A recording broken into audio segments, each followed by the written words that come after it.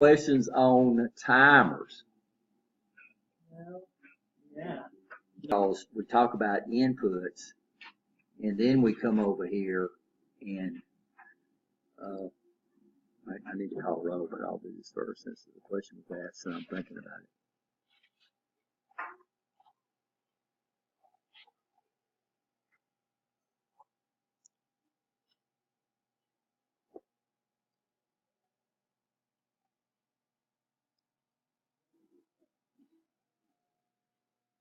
So technically, I got to turn on the projector to have that go.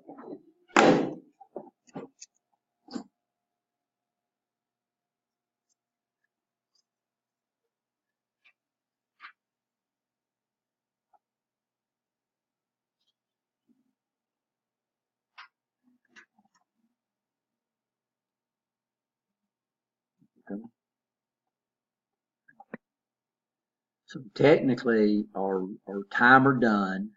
These are not inputs, right? You understand? But they are what we call a control device. Put up there yet? Yeah, so that T4 :0 / done, that's not an input. It's not assigned an input port, right? You understand? So say an inputs are on the left and outputs on the right. So if y'all remember, I changed that rule. And what I'll do this weekend, guys, is I'll go and redo those rules for y'all because those are very, very important. Well, input devices do go on the L2 side, but they don't touch the L. They don't necessarily touch the input. But this is not an input device. It's a what? It's a control device. So technically, but inputs are control devices, contacts are control devices. Y'all understand that? And they go between what? L1 and the load. Loads go on the right. So a timer is considered to be a load, right? You understand? But it's not assigned a port. So all its contacts are internal, but all its contacts could be used as control, right? You understand? So when they're asking you to assign addresses to the inputs and outputs, they are the physical input. So this stop button would get a contact. This start button would get a contact. This right here, now B3 wouldn't get one. Why? Because it's a what? It's an internal relay, right? And I think we got one more. And the timer as well. And then the reset. We got to reset the timers. I'm sorry, these are all, we had to reset the retentive timer. And tell me what This is not a retentive timer. Where it says the T4 :0 / EN. Tell me about that. Well, what we have is what inside the timer, and this was in the book. We have what, so when I set up a timer, it sets up what we call a status register, a flag register. All flags can do is what they check for. The flags either says it's true or it's false. And it's only one bit. So if we looked inside the flag register, and I don't know if we can look that inside the timer, then what we would see is it's going to have a bit called DN, and what did we say that stands for? Done. Okay, so when that bit sets, it means the timer is done. And then I can say, okay, I can reference that bit as a control device. So what we're doing is we're saying, okay, T4, timer 0, and we're telling this contact right here, or telling the PLC to look at that done flag. When that done flag sets, then that contact is either going to close or open, depending on whether it's going to be software closed or open, depending on what if we use examinative close or examinative open, right? Does that make sense? So we got the timer timing bit. So there's a timer timing, which basically tells us what? It's true anytime the what? The timer is timing, right? Y'all understand? So if we wanted, we see flashing lights all the time. Well, how do I make a light flash with a PLC? So we call these cascade timers, and the books talk about that. So what's a cascade timer? It's when it times out, it enables the next one. And then when it times out, it enables the next one. And what this allowed us to do, it allowed us to get 3 different time frames. And by the way, whoever brought that up, one of these was right. Somebody said this was supposed to be 15 seconds, and it was. So we put 5 seconds because I was adding 10 plus 5, but then if you read the thing, it says 15 seconds after the first one. So whoever said that, you were right. Well, technically, this right here should have been 150, and 5 seconds would have been this. So what we're doing though, we start this one, right? As soon as I hit the start, it starts timer 0. And then when timer 0 times out, it does what? It says I'm done, which is going to do what? The flag. Yeah, so that's all we're doing. It's monitoring that flag, saying, okay, that timer's done. And when it's done, it starts this timer time. Okay. And then when this timer's done, it starts this timer time. So what it allowed us to do is set up 3 different time frames after this timer times out, after this timer times out. It allows us to set up 3 different times. You call that cascade? Cascading.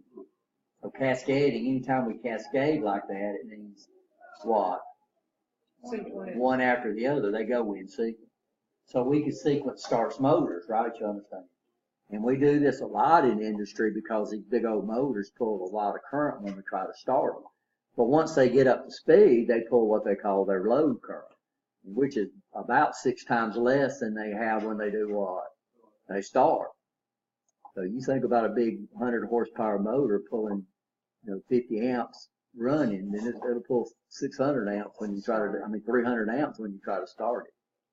Now that's a rule of thumb. Rule of thumb is 6 to 8 times.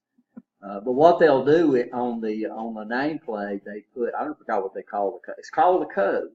And it'll be like an M or a Z or something like that. And you look that up on a NEMA chart and it'll give you a multiplier that tells you what that motor should pull when you start it. So, rule of thumb, which means if you don't know, then you use what? 6 to 8 times. But if you got that code on the nameplate of the motor, then that's what you should use to figure out your start current. Yeah, these little old motors right here, their full load current is about 1.6 amps. And in our disconnect, we have a 10 amp fuse in it. Well, one of the labs we do in motor controls is we stagger start motors with timers, mechanical timers. And every once in a while they'll get along, they'll try to start those 2 motors at the same time and it'll blow that 10 amp fuse. Even though the motor's rated at about 1.6 amps, right? You understand? But if you multiply that times 6 and the other one times 6, right? Yeah, that's over 10 and it will blow at least one of our phases. So what we do on that lab now is we don't hook the motor up. We let them turn on lights. They still hook up everything that's required, but instead of the motor starter actually starting the motor, it actually turns the light on. And that way, when they screw up, if they try to turn both of them at the same time, because they've already run motors by the time they get to that. Are we okay? So there's 2 bits that we would look at. This is called timer timing.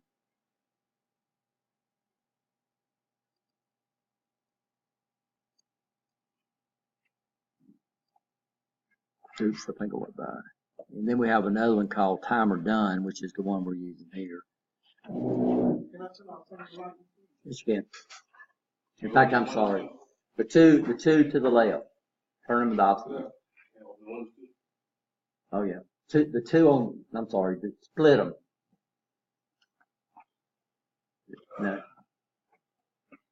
No, other way around. Other way. Then what we'll do is what we're going to do is we're just going to use 2 timers.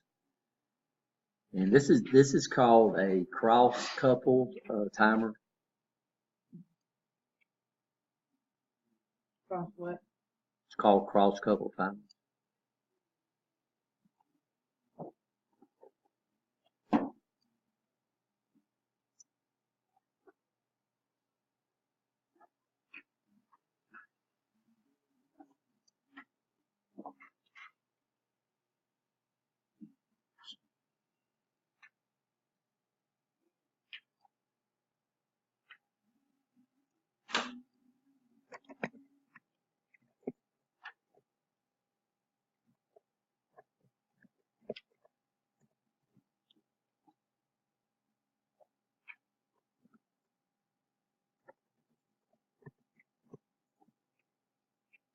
What I like about Siemens is they've done away with this colon right here. And so if you wanted to use an input, you put I, and then you just put the input number. You don't put anything between there. But the problem we have is that to get to the colon, you got to hit the shift key. Right, you understand? And what the biggest error we have right there is people put a semicolon in there. So that was what I like about Siemens. And what I think I told y'all, Siemens uses watt for outputs instead of Qs. So now we can say I0 and Q0, and we don't need to put the colon in there. So I like that. So what we're going to do with this guy is I'm going to come up here and put a contact in this one.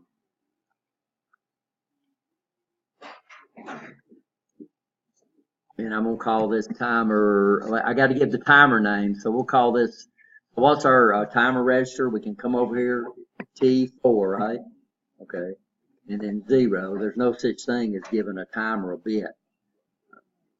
And then we'll call this T4:1.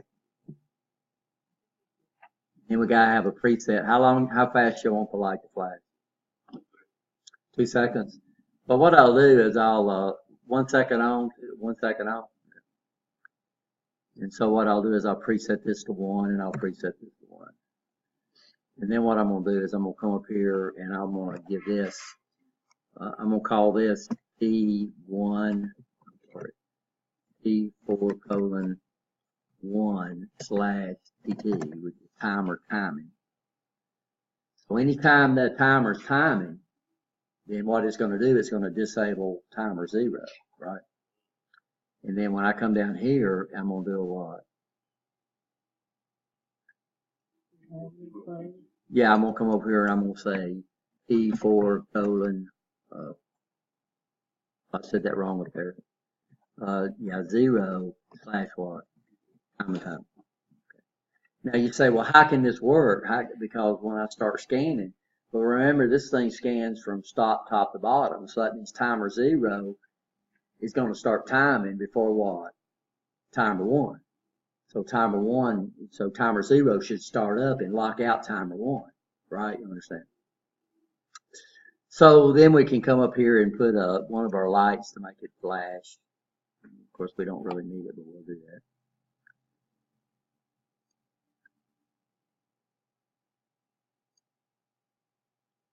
And we'll make it flash off the timer 1. So we'll say, well, timer 4:0 / not done, right? That makes sense? And then we'll come up here and we'll assign this an output. Now, in advanced PLCs, you'll learn a better way to do this. We got another slick way to do this besides using these cross-couple timers, but you'll learn how to do that there.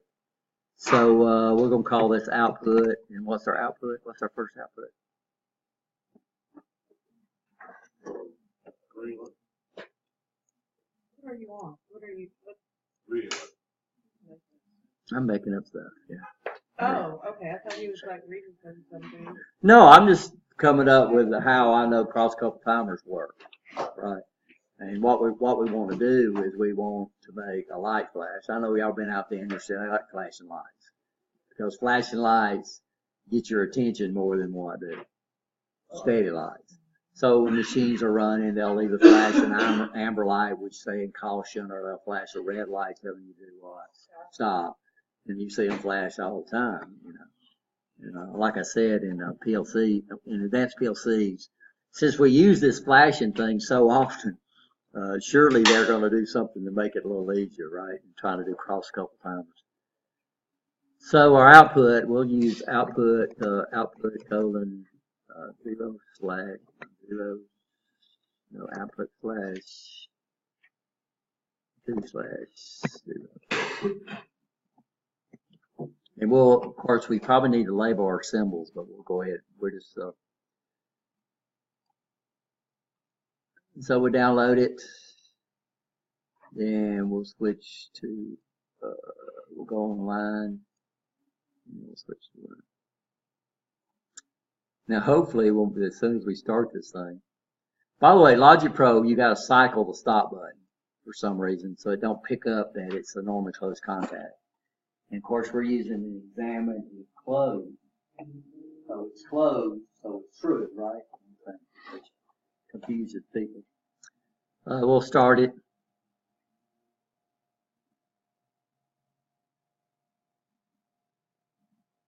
And it didn't do anything, did it? Where did examine close? Right here. These are examinative closed. This is an examinative closed. Okay. Huh? Oh, I know what I'm doing. Here we go.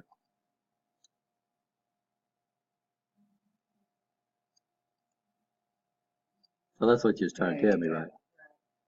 Yeah, that's what you was trying to tell me.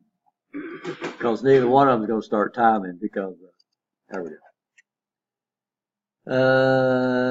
So let's, no, this guy here is going to flash according to this guy right here. Okay. So every time it times out, it's done, it should turn, the light on, right? I think you're right. And we'll try that.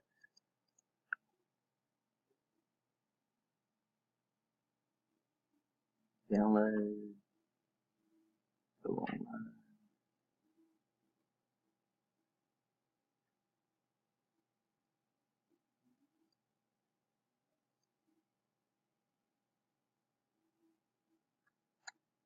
What's it say?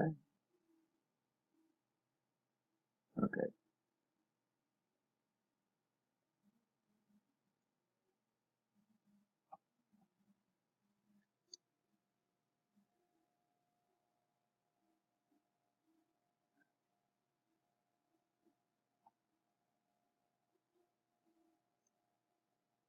I'm still not right.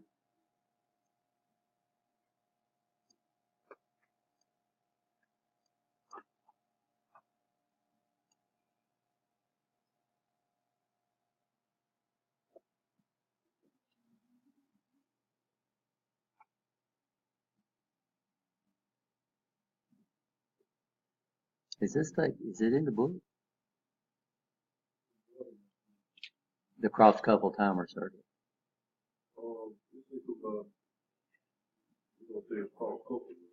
What do they call it?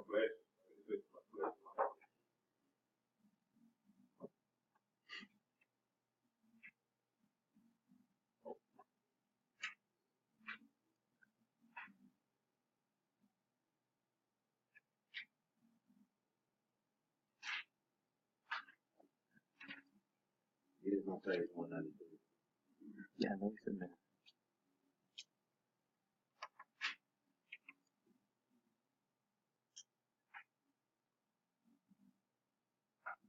They call it interlocking timing. Interlocking. So what have I got wrong there?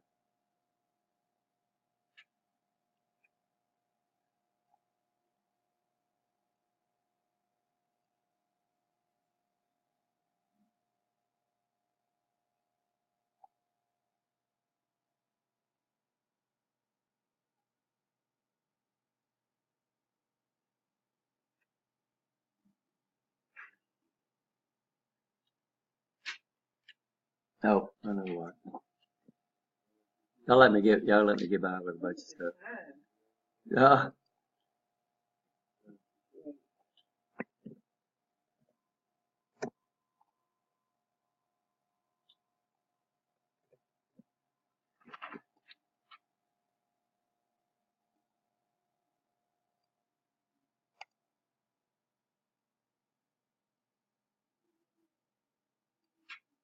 What you said, TT do? Timer timing. So that's one of the bits that's available to us.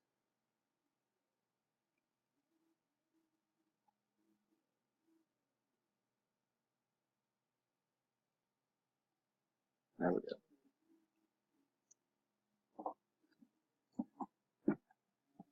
Why are lights flashing?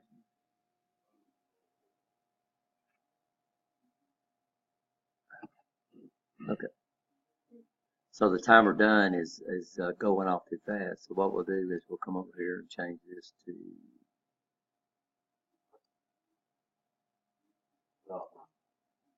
I thought I did. They're so close.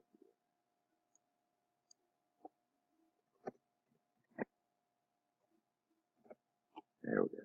So I'll take care of it. So the first thing I had it set for 100 milliseconds. So what was going on? Too fast, yeah. I keep forgetting about that multiplier. Okay, there we go. So I originally used timer done, but the problem is as soon as this timer gets done, what does it do? It cuts this guy off. So this don't even come in. So we could have used timer enabled, but timer timing is something. So go ahead.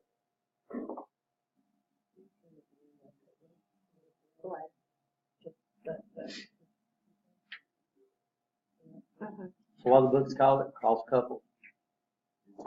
Interlocking timers. But you're referring to it as cross couple? Cross couple, that's what I learned it as. Interlocking. So tip. Probably gonna be what the book said. So we okay?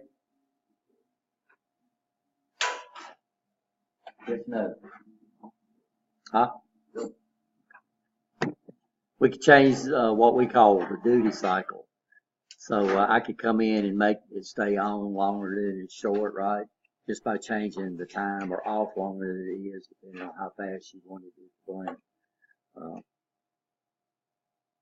This is the best that we can do on this on this software is 1 second, right? Which would be a good flash rate.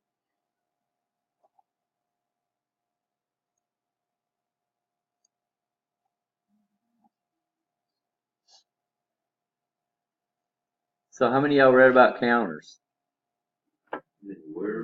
Read about counters in the book. So what do we do with counters? We only got 2 types of counters in the RS Logic. RS Logic Pro only supports 2 counters.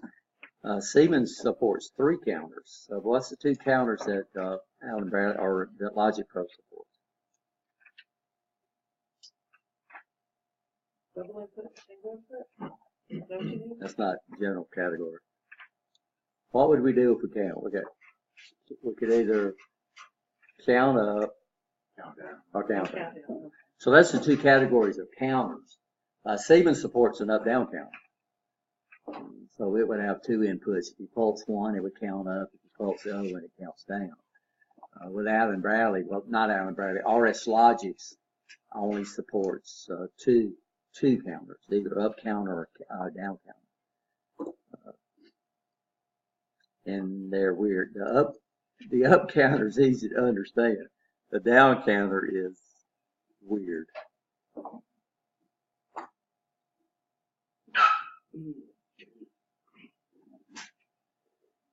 So we have 2 types. We could have a coil type counter, or we could have a block type counter. Ours is a what? Is it a coil or a what? Or a block. What do they call that? Huh?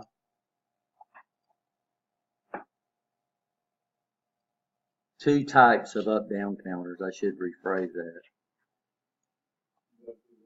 Analog and one digital? We don't have analog and digital counters. You can't count in analog. Understand? With the coil. Ask the question one more time. We got up counters and we got down counters, and PLCs program them 2 different ways.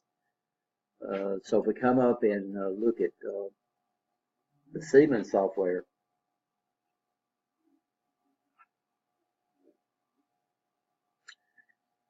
and I come over here and look at the counters available,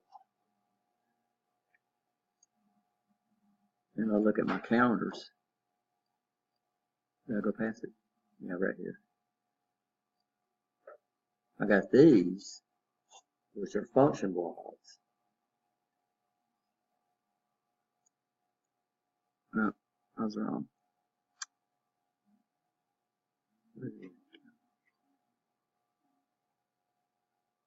Yeah, it does on the timers. But here, these are the function blocks, and these right here would be what? Coils. Okay. And that's also true for different applications. If I brought up, this is version 14 of the Siemens software.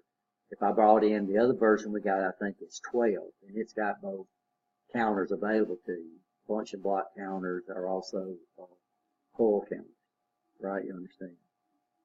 So that's what the book talks about. It talks about we have two types of counters, and I don't have my book out here. They could either be, what would you say, Christine? It could be coil or what? Block. You know, is that what they call them, block? But I didn't see that in here, so I wasn't sure. It don't say coil. All it says is coil.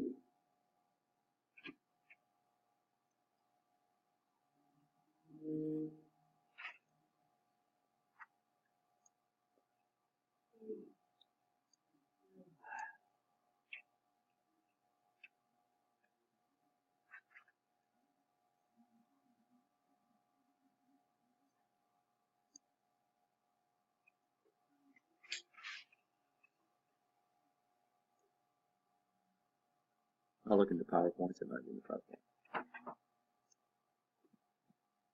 I don't see that it said it in here, but Block or coil, so that's can be shown as block.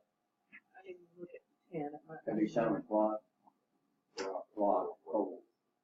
So ours uses RS Logic. The only thing available to you block format. So that's what we'll look at. So what we so we know that our inputs are I's, our outputs are O's. D3, we call that what? It's a bit register. We can use it for a lot of things, but one of the main things we use it for is internal relay. Some of your versions support a B10, which you can use those as internal relays too, either B10 or B3. But you can use those B registers for a lot of different things besides just for internal coils, which we don't get into here.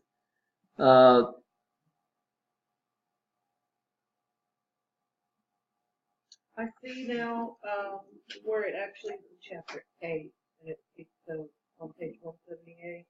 But that's about timers, right? Coil format uses coil to display the timer instructions. Right. So that's different from what you're saying. Well, it's the same thing on a counter. So if we were going to do this in step 7 version 12, I think, then the only thing you got available is coils. We got that up here. If you look at version 14, a lot of your instructions give you both formats. And what that means is if I learned how to program in step version 12, then I could do it in one without learning any new stuff. Most of the time when they come out with new technology, they try to maintain downward compatibility. And that was really neat for Windows operating systems for years and years and years, because we could run DOS applications, we could run all these applications, but they decided when they came out with Windows 7 that they would drop support for 16-bit applications. So what does that mean? 16-bit application you got won't run under Windows 7. So 32-bit applications and 64-bit applications too. So I've got a computer at home that's still running what? Windows XP, which supports the 16-bit application. So normally they do that, and you can understand why, because if I can't use what I've already got, then I'm not going to upgrade to the newest stuff, right? Does that make sense? We have single input and double input things, and that's in your textbook, so you can read that. What we're going to do is right now is just look at what's available in RS. And y'all are responsible for reading these chapters, right? So what we're gonna do is we're gonna just look at in class, and what we're gonna do is we're gonna look at the RS Logic 500 counter. So RS Logic 500, the counters, all your counters are gonna start off with what? C5. So all the timers start off with C4. All your counters are going to start off with C5, then you'll put a colon, and then you'll assign a number. That number can be, it uses 8 bits, so that number means it can be anywhere from 0 to 255. So that means we can have, with our Logic 500, we can have up to 256 counters on a single PLC. That makes sense? Counters functions are limited by of course, this is a possibility. What actually determines the amount of counters you can put. This would be the maximum that you can put or address using RS Logic. No matter how much memory your processor has in it. But if it does, even if your processor has more memory, you can't put any more, is what I'm trying to get across, right? Does that make sense? But what actually determines the number of counters you can have would be how much memory you actually have inside your CPU. Are we okay? So here's our two categories, or we have what we call up counters and down counters. Up counters are really easy to understand. Down counters, you're going to say, this is weird. So we use block counters. We have some registers that we're looking at. We have what we call the preset register. Okay, and the preset register is where you're going to start counting from. Does that make sense? And then we're going to have an accumulator register. What's the accumulator register going to do? It's going to tell us the current count. So as the counter is counting, and we'll just do this with Logic Pro real quick.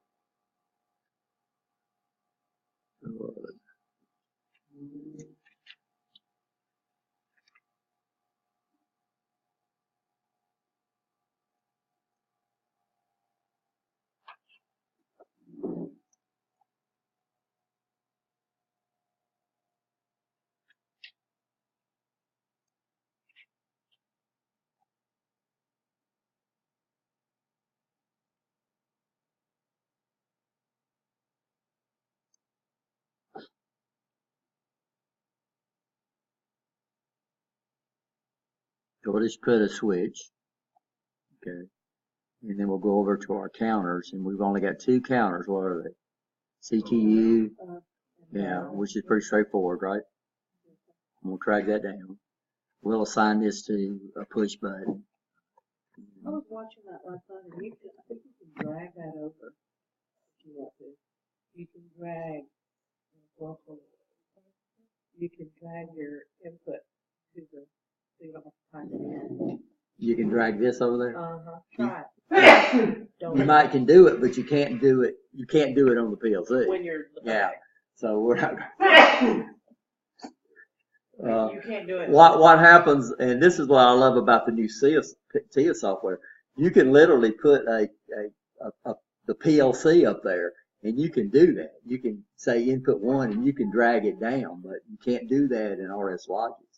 So that's some of the things that's new. Does that make sense? So I can't do it on the actual PLC. I'm not going to do it here. Now what do we need to do over here? It says counter. What do I need to do? No, what do I need to do? Assign it an address, right? 0. And then I need to assign it a preset. So what do y'all want to count? Let's just count to 15. Okay. So that's where we're going to, right? You understand? Well, yeah, the accumulator. So this is the accumulator, but I can address the accumulator. If I can address the accumulator, then I can use it later on, right? You understand? So in the PLC2, what we'll do is we'll use that. We can say, okay, if that counter gets, I can set my counter up maybe to count to 50. And I can say, well, if that counter gets to 14, if the accumulator gets to 14, do something. Right? You understand? So we can address the accumulator. We can address the preset register. So we're putting what we call a constant in there. So what's the difference between a constant and a variable? Constant, you have to change the program. A variable is something you can change while the program is running, right? You understand that? So if I can address that dang preset register, then I can put whatever I want to in there while the program's running, right? You understand? So right now we're going to put a constant in there. In this class, we're going to do constants. If you take the PLC2 class, then we're going to learn how to do what? Make these suckers count to whatever we want to. We can load them from switches, we can load them up, and then we can make the decision on how much we count. You know, it would be awful if I'm running an assembly line and I'm doing boxes that's got 24 and I want to shift the boxes that's got 12, and I got to do what? I got to bring my dang PLC program up and change that constant. It would be nice if I could just go to two. I have two switches. You know, I flip it over, and we change that while the program's running. So anything we can change while the program is running, we call those what? Those are variables. Anything we have to physically change the program, those are going to be what? Constants.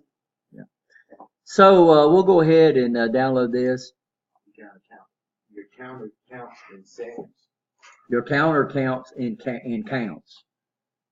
So that's like me up here going 1, 2, 3, 4, 5, 6, 1, 2, 3. So it's going to count in whatever you're counting, right? So if the boxes are coming by like this, we'll go 1, 2, 3, 4, 5. If the boxes are going 1, 2, we're going to count according to how fast this contact right here closes. So now what's going to be closing? What's going to be closing those contacts? It could be a sensor. It's probably going to be a sensor. It's either going to be a photo sensor. We call them through the beam. Through the beam is a sensor that you send it from a so your remote on your TV is a through the beam. So what do we mean? Well, if somebody gets in front of you and you're going over, you say, well, I can't change that. Well, that's a through the beam sensor. So I can do that same thing.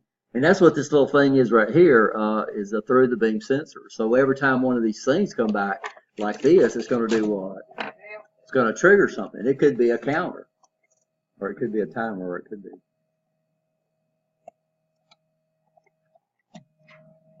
I'm forgetting my program. Now it's going to run. So in this case, are you saying like if it were, say, like beer bottles, you know, running through and it's counting the bottles? But the beer bottles might not run through at the same rate, right? You understand? So we got some sensor out there that's trying to count that. Now, the problem we have with counters is these counters are software. Now, what you'll always find out is that hardware is faster than software. Well, the problem is that we have these speed sensors that sense the speeds of the motors. They call them encoders, and these suckers are running at 1800 RPM, and these software counters couldn't keep up with them. So just about all your PLCs now support what they call it a high-speed counter. It is a hardware counter that's in this guy. And so if I'm not counting stuff that's moving extremely fast, then these are the guys I'll use. But if it goes faster than my programs can run, then we would use a high-speed counter. And it uses something called interrupts, which if you take PLC2, we'll talk about that. So you can see PLC2 is, I'm pushing that class. But no, we got plenty of people in there, So we'll come over here now. We got it in run, right? So we'll come over here and I'll press the button. And what did it do? Count it. How fast is it going to count? How fast I push the button. So I can push it fast, or I can come back and do what? Push it slow. Now what we're doing is we can monitor this bit right here. This is called the done bit. So I can say C50/done, right? And that would monitor that flag. Yeah, it tells you when they're done. Okay, so that's one of the bits we're going to be very concerned with. So I'm going to come up here and I'm going to do this. As soon as it gets to 15, it says it's what? Done. Okay, y'all understand? Now, what do you think it's going to do now? Well, Yeah, because it's a counter. We don't want the thing just because I don't reset it. We don't want the counter to lose its count, right? You understand? So we have to come up here and somehow we're going to have. So all your counters have to be reset. okay. All of them. Everyone. Everyone's going to be has to be reset. So this guy here would set up here and count forever. It's done. It's counted 15. So it's what? Done. It's done. So what we would have to do, let's take it off the line. We can do this. We can make it reset itself. But right, so I could use the done bit to make it reset itself, right? You understand? But let's do it manually right now. So I'm gonna go You're offline. saying you could set it up to Automatically reset. When it met its count, it automatically reset. Let's do it the other way first, so you can actually see it. So we'll come up here. We'll go to user. We'll insert another rung. I'll come over here and use put an input down here. Then I'll put input colon. We'll use button 3. Because it's an on over button. And then over here in my counter instructions, I've got this what? Reset. It's the same thing we use for the retentive timer. So your retentive timer, if you're going to reset the retentive timer, you have to reset it, right? You understand? Because it's a retentive timer. And what does retentive timer mean? It means it holds the time, right? So we'll come up here and we'll say reset. And what are we going? Who are we going to reset? We're going to reset D5 colon 0. Okay. So we'll download this.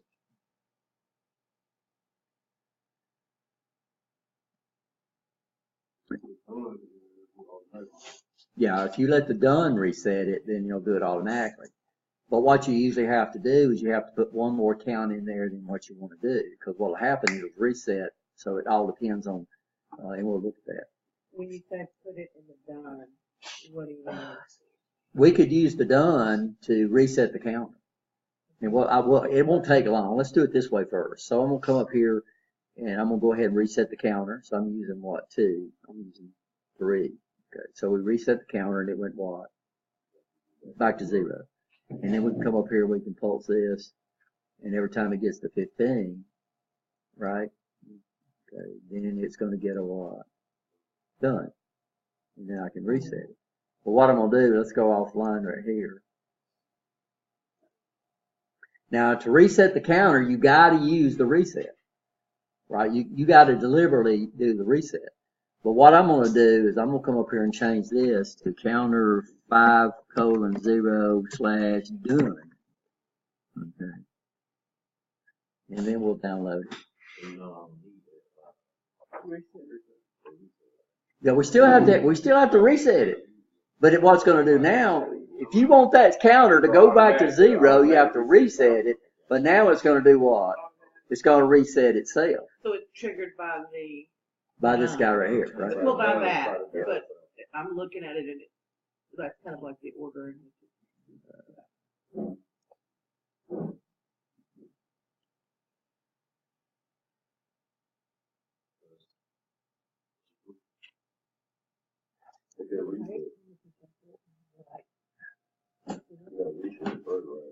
Yeah, but it was supposed to be reset right now. So something's going on with the program. Let me go ahead and go over it.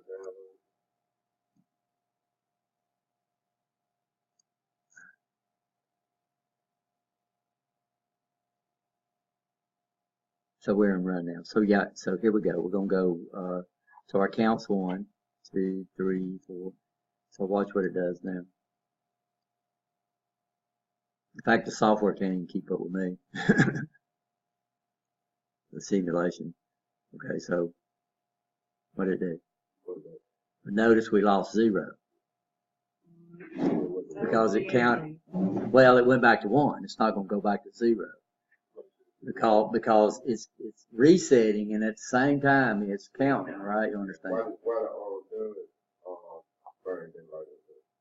Because you can't, as soon as it's done, it resets. And then as soon as it resets, the counter counts the button that I just pressed, right? You understand? So instead of the done, the reset, did that light up? Do it again, please. You'll never see the reset.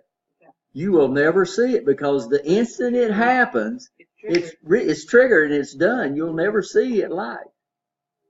It's just like these guys right here are flashing. These guys are turning off 120 times a second.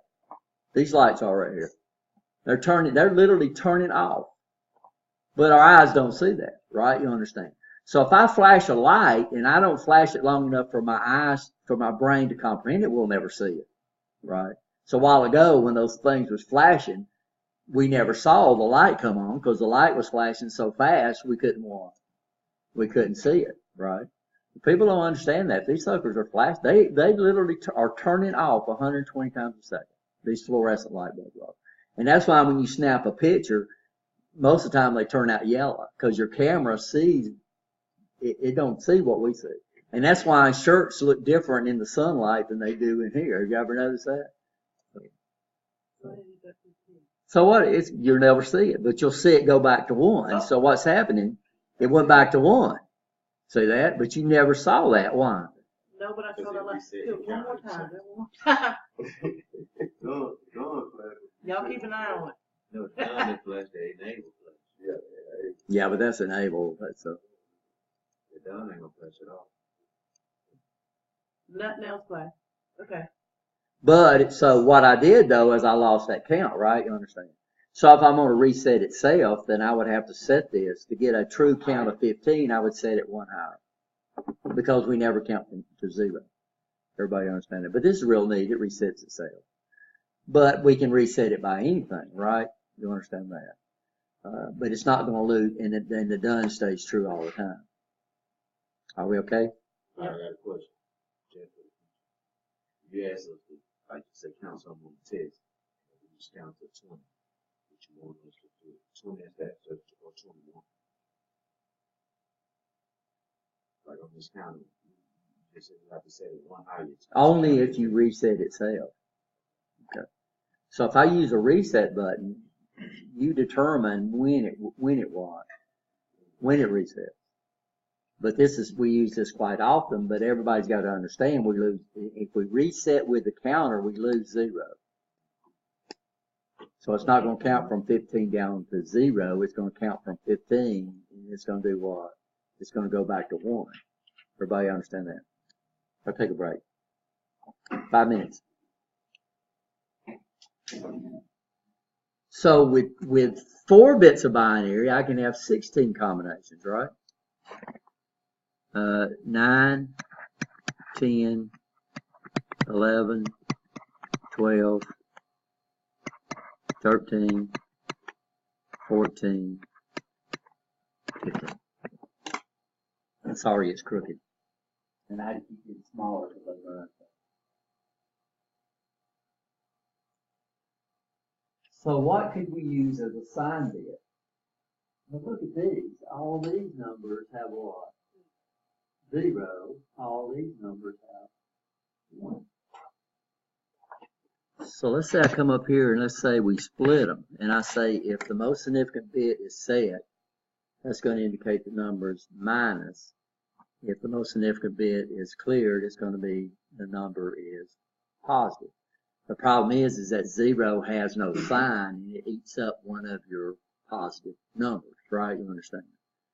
So that means if I use this, with this being representing a positive 1, this represents a positive 2, this represents a positive 3, this represents a positive 4, this represents a positive 5, this represents a positive 6, this represents a positive 7, this represents a minus 1, a minus 2, a minus 3, a minus 4, a minus 5, a minus 6, a minus 7, a minus 8.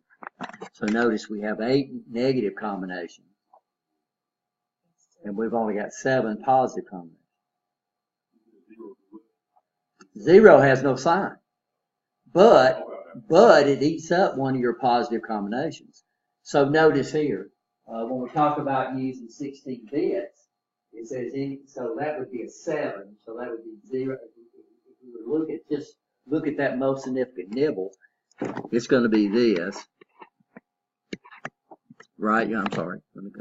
Duh. It's going to be a 7, Rich. So, and then, so that would make this number right here positive. And then an 8, if I look at that would be the most significant nibble. It means that number right there is negative. So look at the range. So look, I have one more negative number than I do positive numbers. Why? Because 0 takes up one of the positive slots.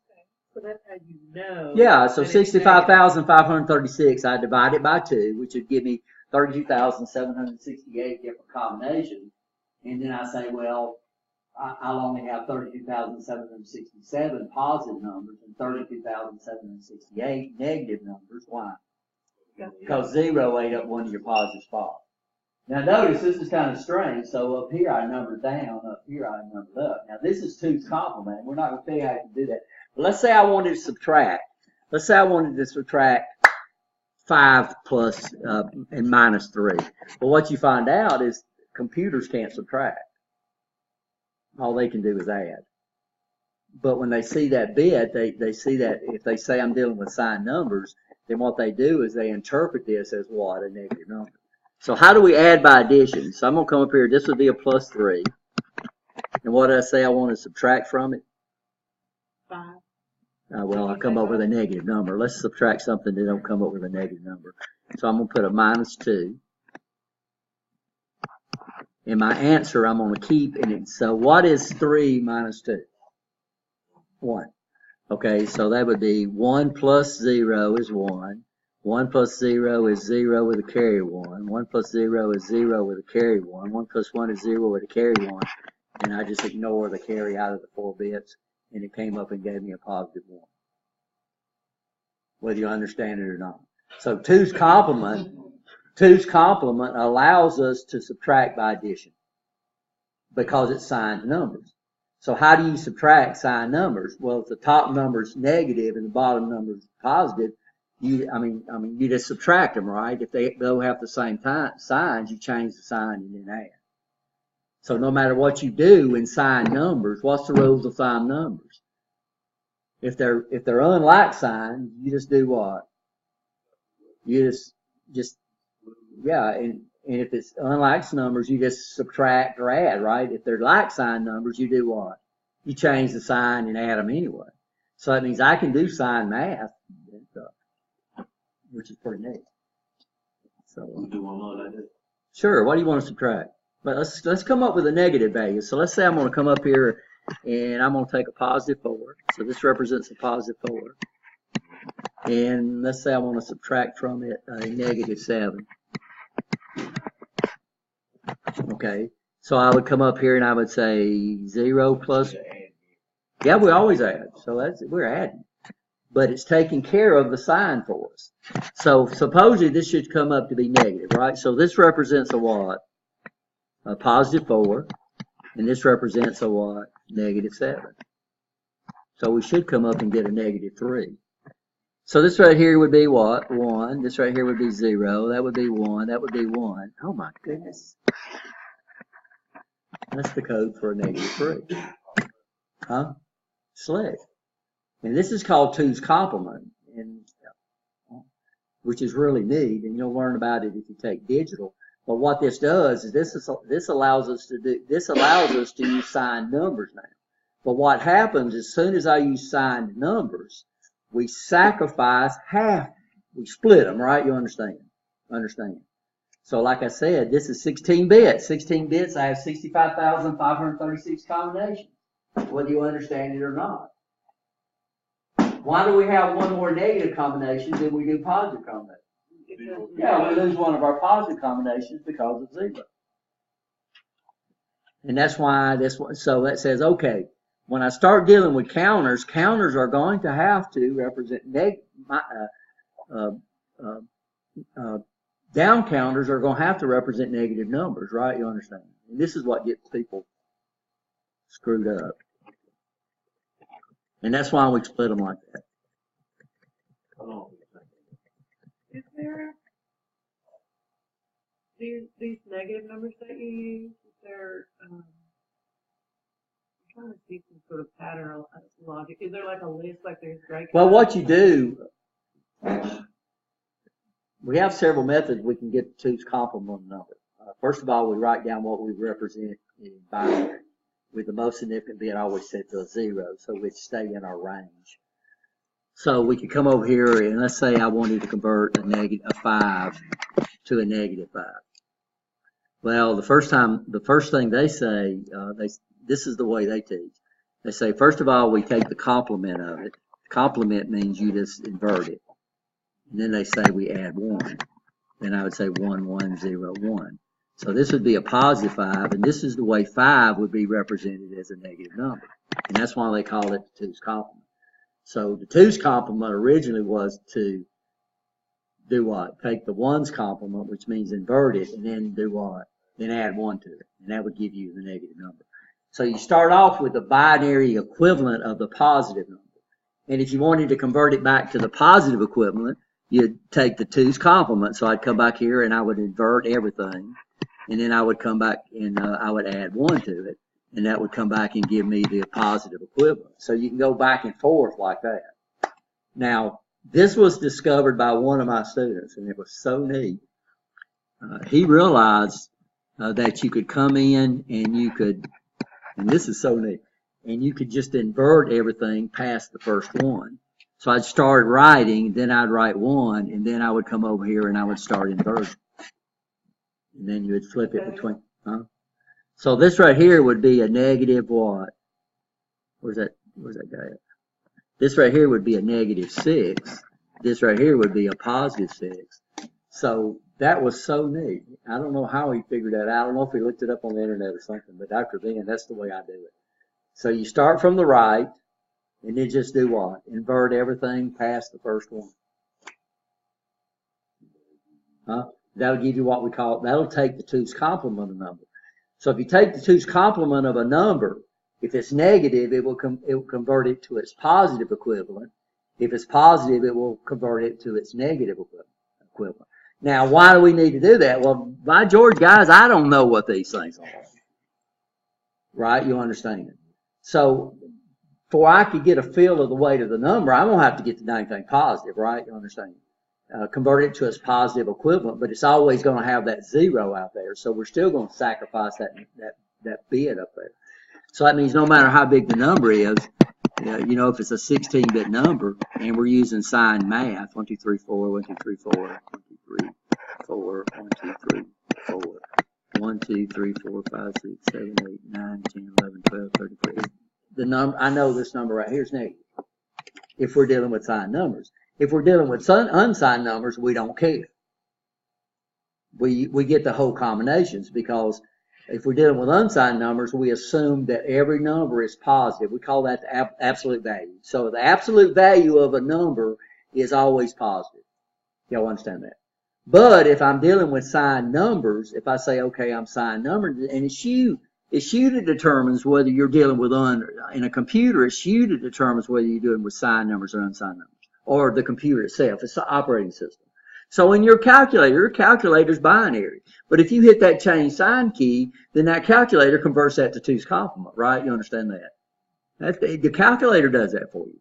So it displays stuff turning on a 7-segment display that makes everything appear to be decimal, but it's not, right? You understand? That's what neat things about computers. It can make things appear like they're not really that way, because everything inside a computer is binary, right? You understand that? So I know this is negative. So let's say I want to get it to positive. Well, I would come over here and I would start writing it down, and then I would just invert everything past the first one. Yeah, the first one. There's the first one, starting from the left. And notice what I'm doing now. I'm just flipping everything around. And then that would give me the positive equivalent, and then I can convert that. Or I could use my calculator. And so your calculator, if you got a scientific calculator that supports numbering systems, then it'll do 2's complement for you. Yeah, so if I came over here and said, a -1, so I'm going to switch mine over to programmer's calculator. And so it's got the bases over here. So I'm gonna come over here and put a -1, and then I'm gonna come over and convert it over to binary. Didn't do that, did it? 1 minus, okay. And then I'm gonna convert it to binary, and there it is. That's a -1. But it's like a 64-bit number. But notice the most significant bit is what? A 1. So here's where we'd probably use hexadecimal. So that's a minus number. But if I come over and hit a +1, right, you understand, let me put it back in decimal. Now I put a +1, or just change the sign, and then I go to binary, it's going to say 1. That's binary. Well, the calculator's going to drop the leading bits. Your calculator drops the leading bits. Actually, you got to imagine there's 63 zeros out there in front of that. The leading bit meaning that first one. Well, all the ones previous to this. This calculator does. So there's the actual binary number right there. This calculator shows you the actual binary number. So here's the actual binary number right here. See that? From where? From here. So there's the sign right there. There's bit 63. There's a sign right there. That's what this calculator does. But even most calculators, if it does binary and it does sign numbers, it'll drop those leading zeros. And what you have to do is make sure you carry it out to the length that you're actually doing. So we'll see how big this is. Are we okay? So you don't have to understand what we got to do in this class is just understand why the numbers are split and why we lose so many combinations. Because what they're doing is they're sacrificing the most significant bit to indicate the what? The sign. And as soon as, if the most significant bit is the sign bit, then you're going to only get half the number of combinations, right? You understand? So half the combinations will be positive and half the combinations will be negative. But what about the positive number? Why does it say 32,000? Why does it say 32,767 here and 32,768 here? Because we lost one from 0. So we get all these, but up there, when I put that 0 up there, I didn't put a +0. Why? There's no such thing as a +0. Yeah. So we sacrifice one of our bits. So this is what your computer uses. So that means when I come up here and set up a countdown counter, let's say, what do you want to count down from? And this is where things start getting a little weird. Go offline. I'm going to change this from a down counter. Can I change? No, I'm not going to do it. So let's change this to a down counter. And we got the same register, down counter. Okay. And we'll call this the same counter, counter 5:0. And what do we want to preset with it? Well, let's preset it 15. Okay. Are we okay? Okay, let's see what happens. So we'll go ahead and download this thing. And then we're going to come up here and go online. And then we're going to run it. And we'll go ahead and reset it to start off with.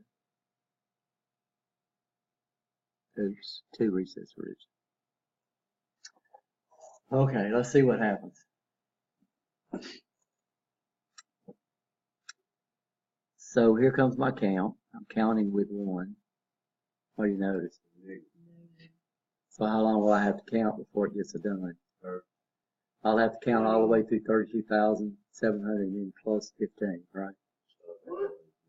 Yeah. For it to get it done. I'm not going to do that, guys. Because it's going to go all the way through the negative numbers. And then it's going to start on the positive numbers and come down until it hits 15. So what we have to do is we're going to come up here and reset the count. Oops, wrong button here. This guy right here. Let's take it off the line. Let's see. We can probably change that from program. Let's see if we can change that from program. So instead of putting 15, I'm going to put a -15. So this is what we got to do with down counters. The count we want to go to has got to be negative. Because the counter is actually starting counting from 0, right? You understand? So, and that's kind of confusing for some people, but there's nothing we can do about it because that's the way it is, yeah. So we'll do it now. So now we're going to a negative 15. I'm going to come up here and count. Now it's doing what? So these counters start counting from what? 0. So if I'm using a down counter, my preset is going to have to be negative.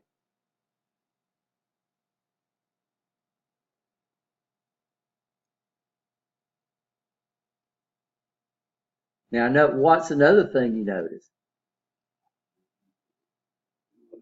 It starts off, the done bit starts off automatically as being what? Done. So it says the counter's done, right? You understand? And then we're going to come back up here and we start counting. It's the wrong thing, Rich.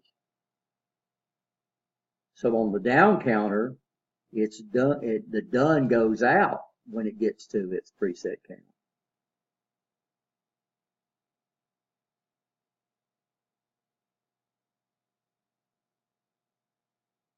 And of course, what's going to happen if I keep counting? Yeah, it'll keep on going.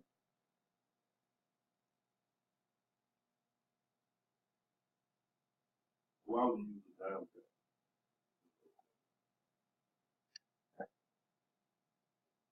Well, you got to understand these are signed numbers, right? You understand? So later on, I might want to. So I might have a down counter keeping up with the number of rejects or something like that I can afford or something like that. And then later on, we'll learn how we can do math. So I could take my up counter and then I could add it to my down counter, right? You understand? And then it would give me basically how many good parts that we got.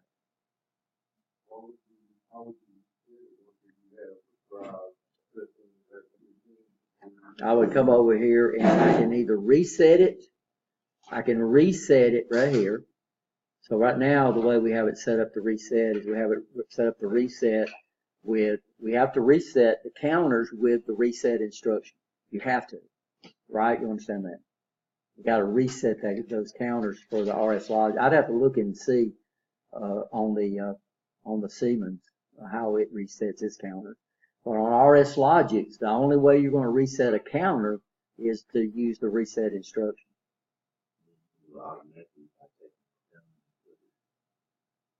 Yeah, but we'd have to use a normally closed done, not a normally open, because the way the down counter is, it starts out with the count being greater than the preset. It starts out with the count being greater than the preset. So that means it thinks it's done when it starts. So what happens on here is on a down counter, the done bit goes off when it meets its count. On an up counter, the done bit goes on when it meets its count, right? You understand? So right now, I'm not at my count and the done bit is what? It's done because the preset value, the count value has exceeded the preset value. And that's what's so strange about it. So is 0 greater than a negative 15? Yes. So it said, okay, I've exceeded my preset value, so the done bit is set. So this would be another reason we might want to use it. So here we want to count, we want to keep doing something until the counter's done, right? You understand? So it all depends on what you want to do. So yeah, we could reset it automatically. But what we'll do here is we'll come up here. So let's go offline. And we'll come over here and change this to done, and we'll say, you're right, we'll use counter 5:0/done. And then we'll come up here and change this to examine if open. And now it'll reset automatically.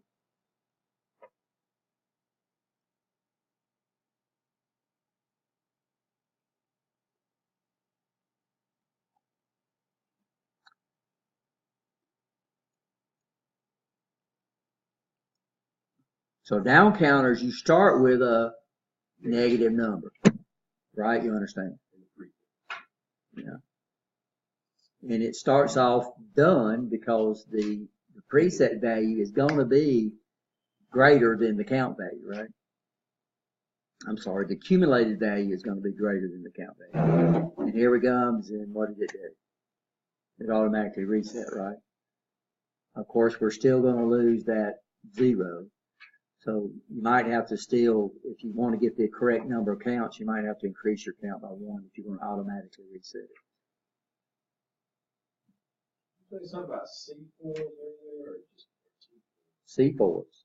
No, I didn't. I said C5s.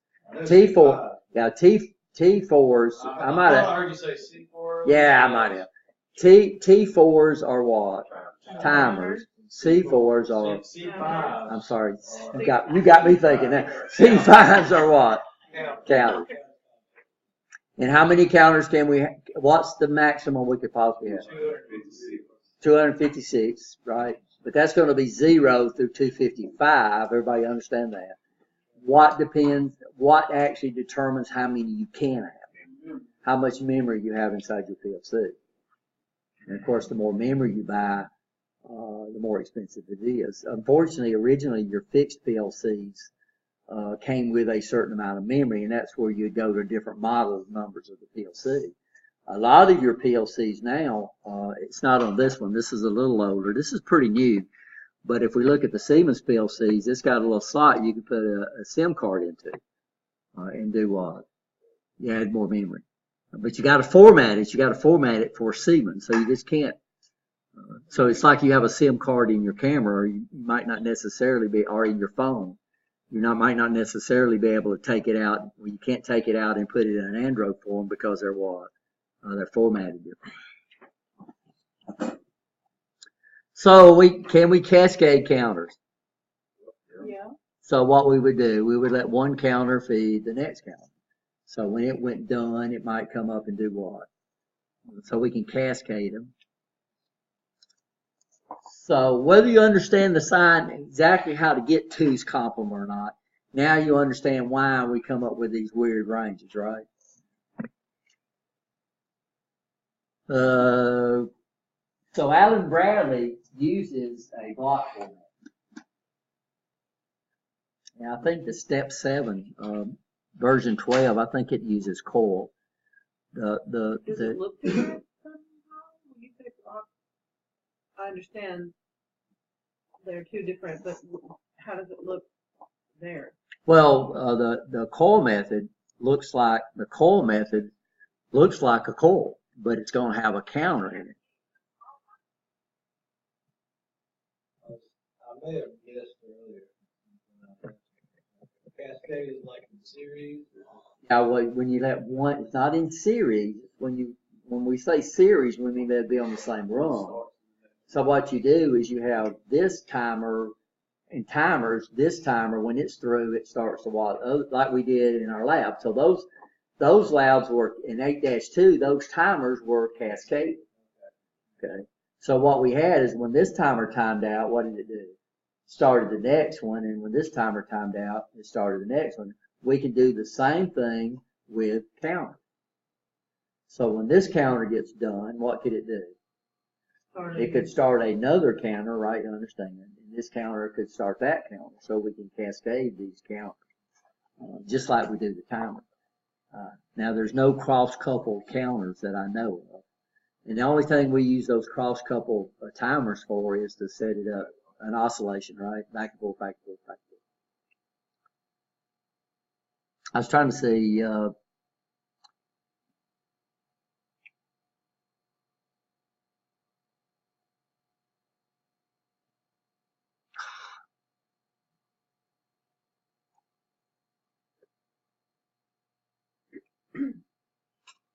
so this is version 5.5, I'm sorry. So the new version we have is version 13. And like I said, it was real neat, like when Christine was talking about being able to drag the inputs. So literally on the 14, you can put your PLC up there, a picture of your PLC. You can drag those outputs down. So we'll just open up a program that's here, and then we'll just bring up the instructions. If I can remember where they're at.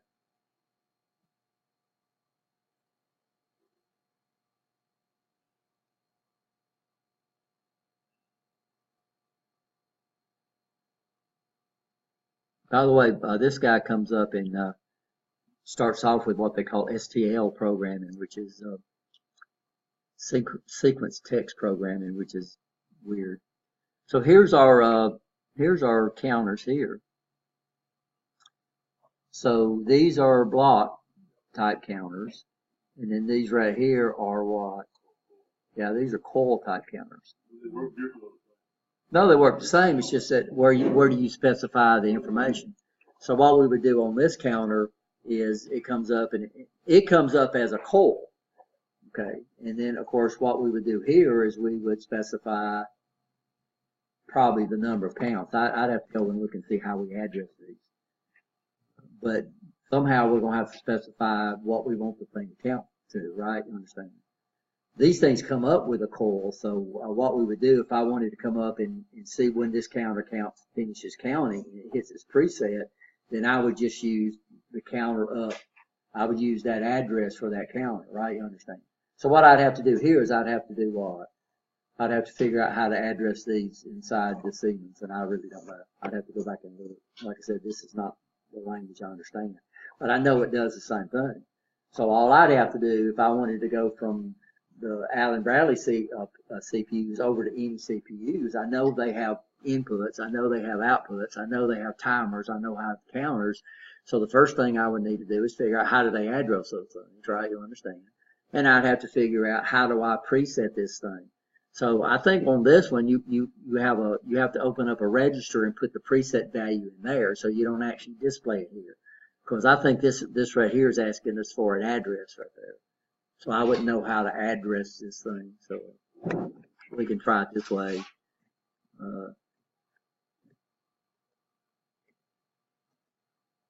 Yeah, it does not match. So it says I'm not using the right thing. But all I got to do now is what? Just figure out how to address it and figure out where in the world do I put the preset at. Now, if we come up here and if we use the block method, it's probably going to be very similar. So this guy here would be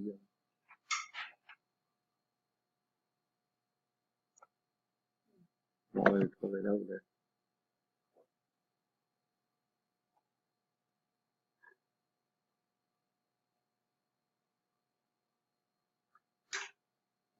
I don't know how to figure it out, guys. But it looks like it's got 3 inputs, so it's probably got an enable input on it, which our counters enable when you do it. So I can't figure out what's going on. So I'm not going to spend any more time on this. But I just wanted to show y'all the coil method and the block method. Now, most of your older PLCs, like when we first got involved with PLCs, all we had was the coil method. And now, of course, most of your PLCs now are moving to the block method or what? Or both. So what this does is, if I figured out how to do this allows a programmer that learned the coil method to be able to do programs under this new version without doing what? Without learning the block method, or vice versa. And I wish I could show y'all a structured language program, which is pretty neat.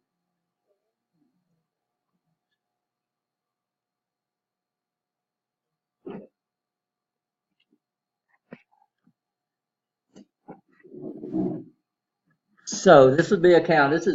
I'm very impressed with this. Let's see what she's done. Thank you. So she's pushing the button. And then the done came through, right? You understand? Of course, hers don't count anymore. In real life, it would keep what?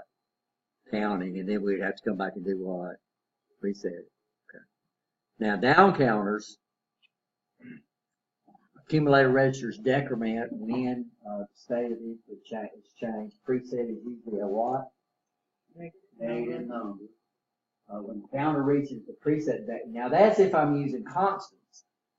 If I'm using variables, we could use a positive number, but my preset value would have to be above my other number, right? You understand that? Because these guys are going to do what? Count down. If I'm using variables, it's going to start at 0 and start counting down. So this is why your preset has to be what? Negative. If we use constants. Everybody understand that? If you use variables, you can put anything in those registers you want to, right? When the counter reaches the preset value, the done bit will be energized, and that's not true.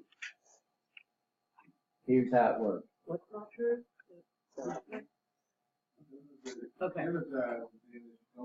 Yeah, it goes off. So what this should be would be what? Energized. Yeah, and she's got it right. She's got it right on her slide.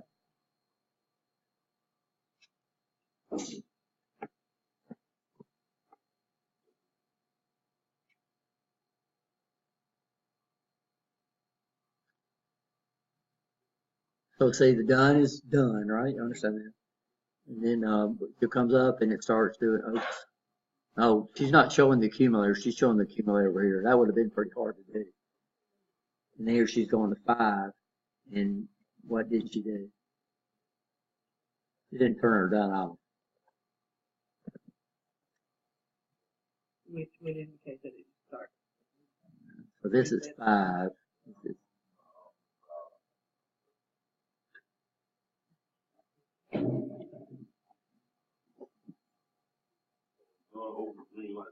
she does. She turns it off on the next slide, though. So why did it stop it there?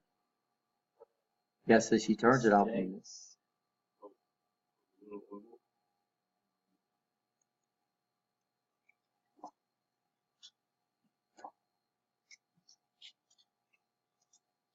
So this is an instruction compare, right? So count down. Reset to 0, right?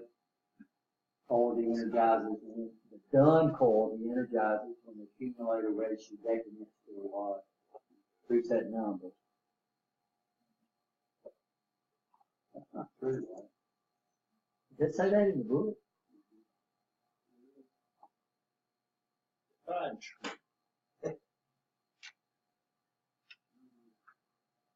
bit reset to 0, done for the energized and the content of the accumulated register decrements to the preset. So the done bit what?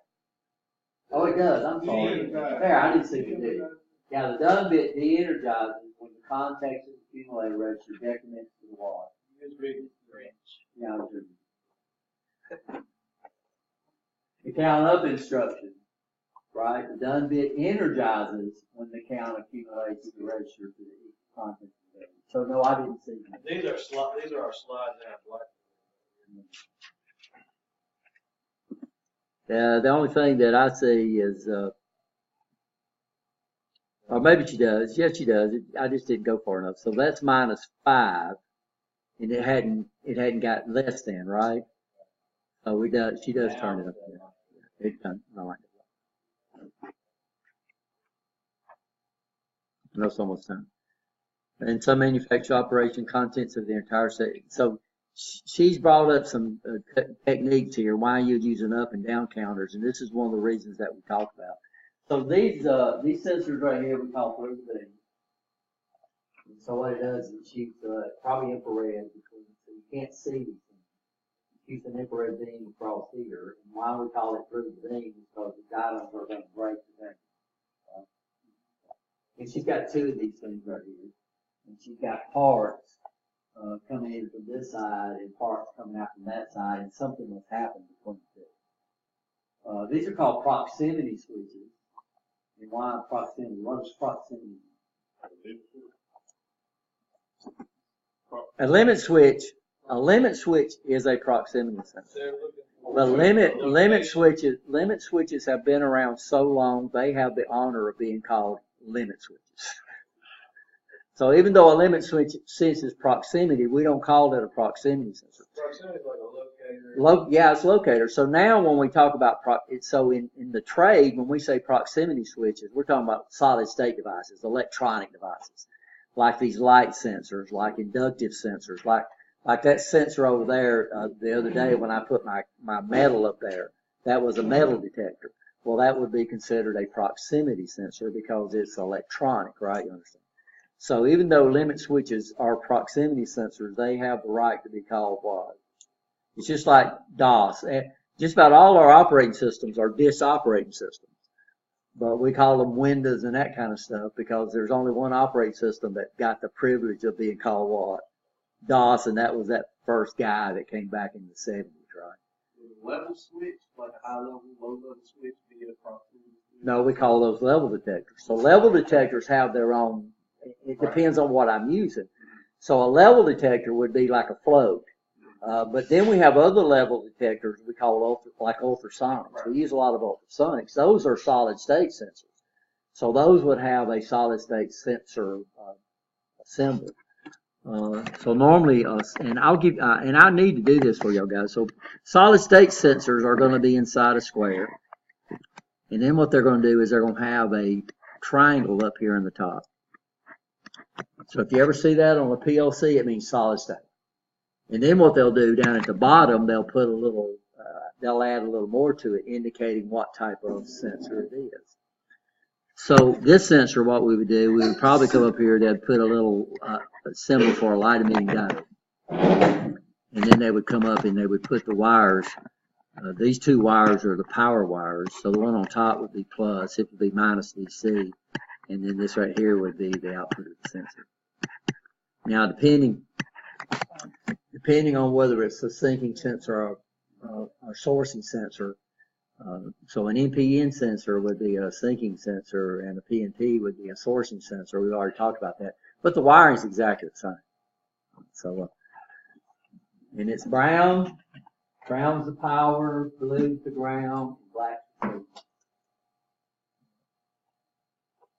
And if it's got a single pole double throw in it, they'll add another wire. It'll be a white wire. And the white wire would be the normally closed, and the black wire would be the normally open. So on these solid state sensors, you're either going to have 2 wires, or you're going to have 3 wires, or you're going to have 4 wires. And the color codes are the same. That makes sense? So if you ever see this on the input of a PLC, it means it's some type of proximity sensor or solid state sensor. I don't know what you want to say that for. So let's go ahead, guys, and break for lunch. And then we'll come back in. Dogs down there. I smell that grill. 3 burger dogs. Free? Yeah. Great. They cokes and chips. Yeah, I smelt it. Yeah.